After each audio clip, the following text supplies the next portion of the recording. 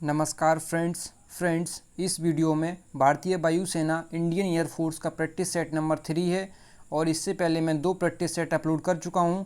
उसका लिंक आपको डिस्क्रिप्शन में मिल जाएगा, ठीक है। और इस चैनल पे आपको फिजिक्स और इंग्लिश के बैक टू बैक प्रैक्टिस कराए जा रहे हैं, तो आप चैनल को सब्सक्राइब कर लें, बेल आइकन को प्रेस कर लें। चलिए शुरू करते हैं। तो पहला प्रश्न है, स्वप्रेरकत्व इंडक्टेंस का मात्रक है। तो इंडक्टेंस का जो मात्रक है, आप लोगों के पास 3 सेकंड है, आप लोग सोच लीजिए और आप लोग कमेंट बॉक्स में ज़रूर बताएं कि आप लोगों ने कितना स्कोर किया है। और इस वीडियो में 25 क्वेश्चन लिए हैं, जैसे कि एयरफोर्स में पूछे जाते हैं। तो इसका राइट ऑप्शन जो होगा ये वेबर पर एम्पियर होगा। और वेबर पर एम्पियर कैसे मैंने निकाला है, तो इसका जो फॉर्मूला होता है स्वप्रेरकत्व का, तो ये होता है L बराबर फाई जो होता है ये चुंबकीय फ्लक्स है और I ये धारा है। तो चुंबकीय फ्लक्स बटे धारा, ठीक है।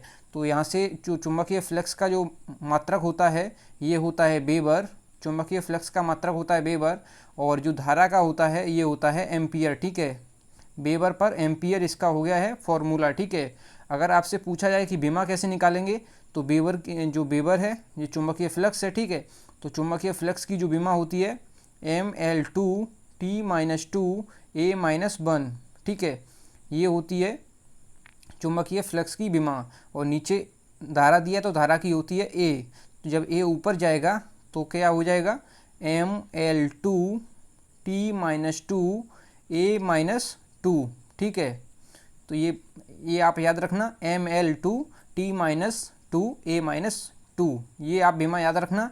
ये होती है स्वप्रेरकत्व की विमा, ठीक है, ML2T-2A-2। और इसका जो होता है ये option B is correct, weber पर एम्पियर, ठीक है। और अगला प्रश्न देखते हैं, प्रश्न नंबर 2, धारिता का विमीय सूत्र क्या है। तो धारिता की विमा इसमें पूछी है, तो सबसे पहले आपको फॉर्मूला पता होना चाहिए। तो जो धारिता होती है C बराबर होती है Q/B। और Q क्या है, यहाँ पे आवेश है, आवेश बटे जो B है ये क्या है, आवेश बटे विभवांतर, ठीक है। तो जो इसका जो कैसे निकालेंगे, तो इसका क्या फॉर्मूला निकलेगा, तो ये निकलेगा फेरड। इसका जो मात्रक होता है ये फेरड ही होता है, ठीक है।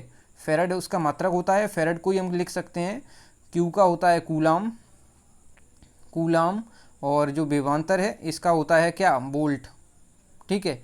ये आप याद रखना, फेरड भी आ सकता है एग्जाम में आपके में, और कूलाम पर वोल्ट भी आ सकता है, ठीक है। विभवांतर का वोल्ट होता है, ठीक है। और आप यहाँ से विमा कैसे निकालेंगे, तो अभी मैंने क्या फॉर्मूला निकाला था, Q/V। तो Q जो है ये आवेश है, आवेश की विमा होती है AT, और इसकी जो होती है विभवांतर की ये होती है ML2T-3A-1, ठीक है। तो जब ये सब ऊपर जाएगा तो क्या हो जाएगा M-1L-2T4 क्यों होगा, ये 3 जब ऊपर जाएगा माइनस का तो ये प्लस का हो जाएगा, ठीक है। तो T4A2 हो जाएगा, ठीक है। जब ए ऊपर जाएगा तो ये पहले से एक है और ये दूसरा ए, तो A2 हो जाएगा, ठीक है। तो जो ऑप्शन ए में दिया है ये करेक्ट है, M-1 L-2 और T4A2 इसकी राइट ऑप्शन जो होगा, ये ऑप्शन इज करेक्ट, ठीक है। अगला प्रश्न देखते हैं। अगला प्रश्न है, प्रत्यावर्ती वोल्टेज का वर्ग माध्य मूल मान। तो जो BRMS बताना है आपको, तो ये कितना होगा, ये होता है B0/√2, ठीक है। और आपसे पूछा जाए तो इसका जो राइट ऑप्शन जो होगा ये ऑप्शन ए इज करेक्ट हो जाएगा, ठीक है। और आपसे पूछा जाए IRMS, तो ये हो जाएगा I0/√2, ठीक है। ये आप याद रखना। तो इसका राइट ऑप्शन जो होगा ऑप्शन ए इज करेक्ट हो जाएगा, ठीक है, B0/√2। अगला प्रश्न है, ये प्रश्न मैं बता चुका हूँ, ये रिपीट है, ठीक है। तो ये मैं बता चुका हूँ, ये गलती से रिपीट हो गया है। अगला प्रश्न देखते हैं। अगला प्रश्न है प्रश्न नंबर 5, जब प्रिज्म से प्रकाश किरण गुजरती है तथा रंगों का जो समूह उत्पन्न होता है उसे क्या कहते हैं, तो उसे हम कहते हैं बर्ड क्रम। जो बर्ड क्रम होता है उसको हम कहते हैं, जब कोई प्रिज्म से कोई किरण, श्वेत प्रकाश की किरण गुजरती है तो ये 7 रंगों में विभाजित हो जाती है, तो इसको हम बर्ड क्रम कहते हैं, ठीक है। अगला प्रश्न है, एक प्रत्यावर्ती धारा का समीकरण I बराबर 20 sin 200 πt है, तो धारा की आवृत्ति क्या होगी। तो धारा की आवृत्ति आपको पूछी है, तो आप लोग कैसे निकालेंगे, तो एक फॉर्मूला होता है आई बराबर ए साइन ओमेगा टी, ठीक है। तो ओमेगा बराबर, ये ओमेगा कांस्टेंट है, तो ओमेगा बराबर क्या होता है, ओमेगा बराबर यहाँ क्या दिया है 200 पाई, ठीक है, 200 पाई दिया है ओमेगा बराबर। तो ओमेगा बराबर हम लिखेंगे 200 पाई, ठीक है, 200 पाई लिखेंगे ओमेगा बराबर। और ओमेगा का जो फॉर्मूला होता है ये होता है 2 पाई एन, 2 पाई एन, ये 2 पाई कांस्टेंट है, एन जो है ये आवृत्ति है, तो ये 200 के बराबर लिख देंगे हम, 200 पाई। तो पाई से पाई कैंसिल हो जाएगा और जब 2 नीचे आ जाएगा तो एन बराबर क्या होगा 200/2, 200/2, तो ये हो जाएगा 100 हर्ट्ज। जो आवृत्ति का मात्रक होता है हर्ट्ज होता है, तो option C is correct, 100 hertz. अगला प्रश्न है स्पष्ट प्रतिध्वनि सुनने के लिए, स्पष्ट प्रतिध्वनि सुनने के लिए क्या है, स्पष्ट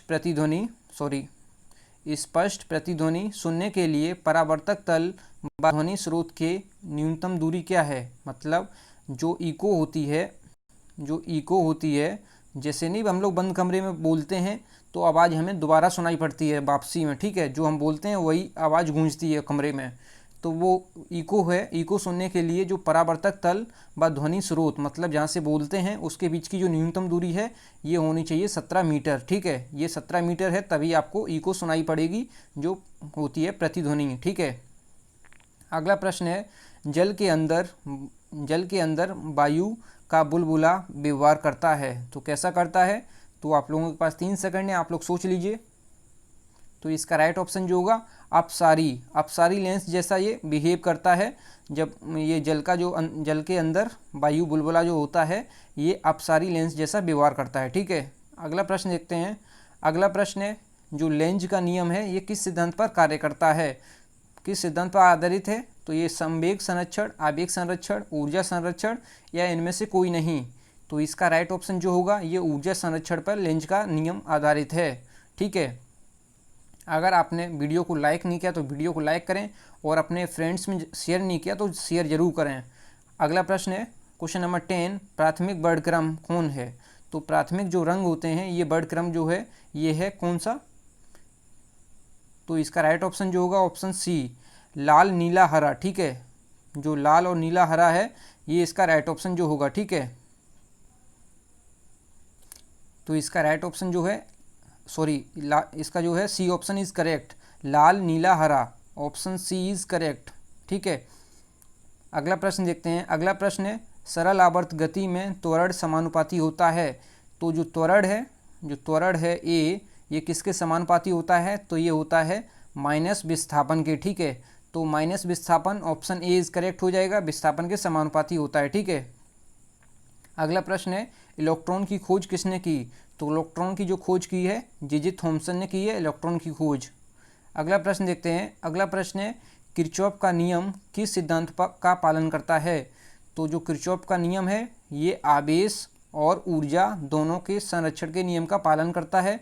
जो प्रथम नियम है किरचॉफ का ये आवेश संरक्षण पर आधारित है और जो सेकंड लॉ है ये ऊर्जा संरक्षण पर आधारित है। तो इसका राइट ऑप्शन जो होगा ऑप्शन सी इज करेक्ट, उपयुक्त दोनों।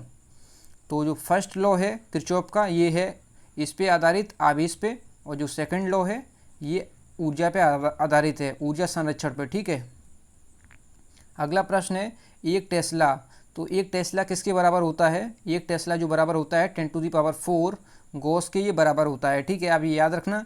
और जो टेस्ला है ये चुंबकीय क्षेत्र का मात्रक है और जो गॉस है ये CGS मात्रक है इसका चुंबकीय क्षेत्र का। गॉस जो है ये चुंबकीय क्षेत्र का CGS मात्रक है, ठीक है, चुंबकीय क्षेत्र का CGS मात्रक है, आप लोग CGS, ठीक है, ये याद रखना। अगला प्रश्न है एक कार्नो इंजन 200 केल्विन तथा 400 केल्विन के बीच कार्यरत है, इसकी दक्षता बतानी है आपको। तो T1 दिया है 200, T2 दिया है 400। तो ये फॉर्मूला होता है दक्षता निकालने का। तो जो दक्षता निकालते हैं कैसे निकालते हैं, 1 - T1/T2 × 100, ठीक है। तो इसको कैसे निकालेंगे। तो जो T1 है तो 1 - 200/400, 200/400, 0 से 0, 0 से 0 और 2 दूनी 4, ठीक है। तो 2 का जब इधर मल्टीप्लाई होगा तो 2 - 1/2, तो यहाँ पे 1/2 हो जाएगा, ठीक है। 1/2 × 100, तो ये कितना हो जाएगा 50%, ठीक है। 50% इसका आंसर हो जाएगा। तो ऑप्शन जो डी में है ये करेक्ट होगा। अगला प्रश्न देखते हैं। अगला प्रश्न है धातु के लिए वास्तविक परावैद्युतांक के का मान क्या होता है। तो धातुओं के लिए होता है ये अनंत, ठीक है। और जल के लिए कितना होता है, ये 80 होता है, ठीक है। अगला प्रश्न है टॉर्क की विमा किसके बराबर है। तो आप लोगों के पास 3 सेकंड है, आप लोग सोच लीजिए पहले। तो जो टॉर्क होता है ये होता है F × R, ठीक है।